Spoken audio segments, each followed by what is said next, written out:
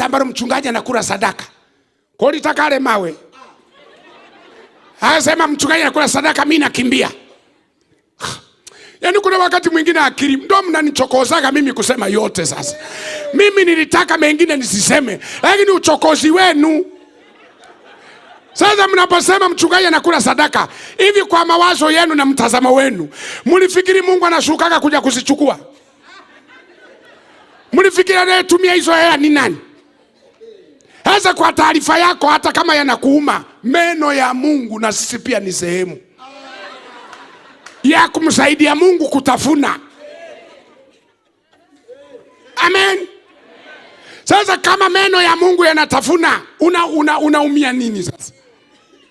Na wewe mwenyewe pia ni meno ya Mungu na wewe unatafuna. Kwani tunaposhirikisha meza ya Bwana unakuja na mvinyo wewe? Mvinyo unaukuta wapi?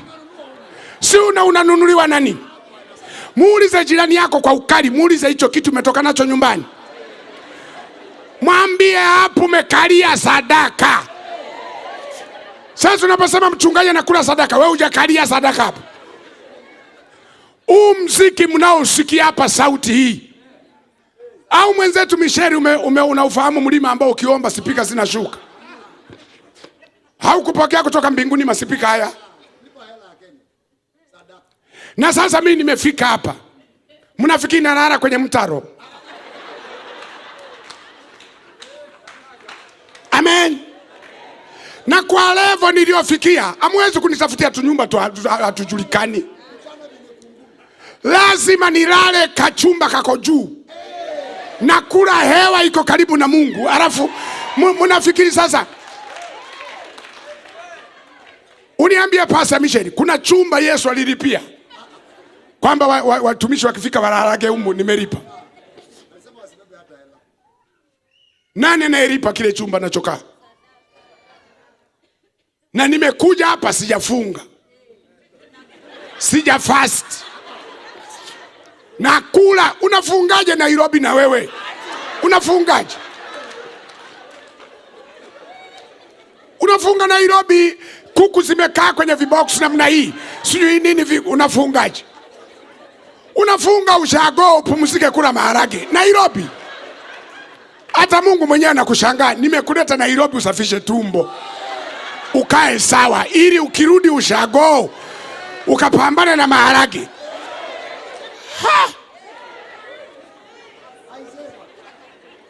Sasa kama nakula, atakayelipa hizo gharama nani? Si sadaka? Sasa huyo mtu kakimbia, mchungaji amekosea, mimi nahama, akahama, kajiunga na kanisa. Anafika pale, anakutana na matangazo. Yanasema pastor hayupo, kama mlivyosikia, changamoto iliyotokea, kwa hiyo hatutakuwa naye, komiti imemsimamisha. Akauliza, kuna shida gani? Jirani yake akamwambia, amekula kondoo. Amefanyaje? Amekula kondoo. Sasa bora ya mchungaji wangu alikula sadaka kuliko huyu amekula kondoo. Akasema nisije nikaliwa.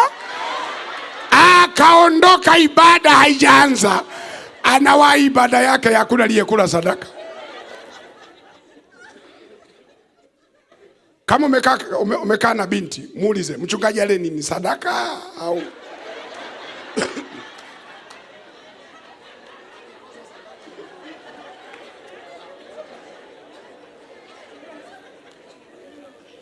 Amen. Sasa unamfanya kama Mungu, yani akufanyie mambo yako tu. Akichelewa mambo yanakuwa shida.